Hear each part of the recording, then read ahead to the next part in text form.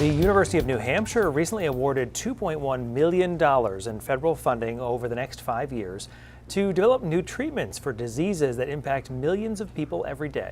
The project will use computer models to study biological systems at their molecular level, providing possible drug therapies for diabetes, cancer, and other viral infections. Therapies that are not only safe, but also less expensive. News Center Maine's Vivian Lee shows us how from Durham, New Hampshire.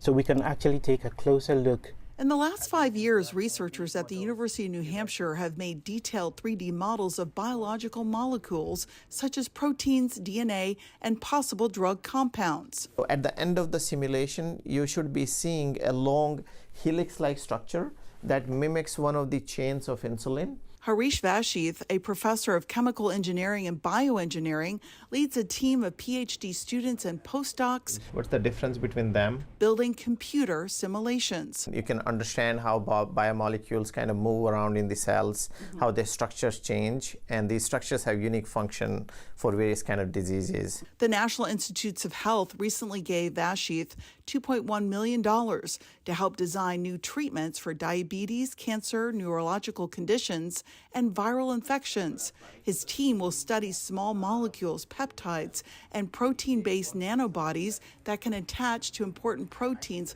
linked to disease. This includes studying an insulin-based venom from cone snails. It can paralyze fish almost instantly by lowering its blood sugar and preventing it from swimming away. We try to design these kind of mimics synthetically that can be injected as a drug into patients, and then they can activate the receptor so that the glucose control can take place.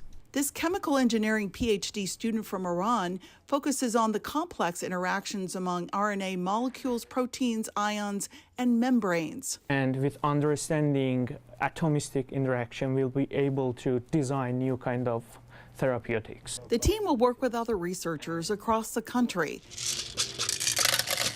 It may take a decade or longer before new drug therapies can be ready for the drug approval process. The hope is that the treatments will be safe, more effective, and less costly for patients.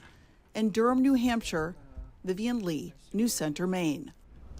The project will also study signaling regulators and enzymes from the virus responsible for COVID-19.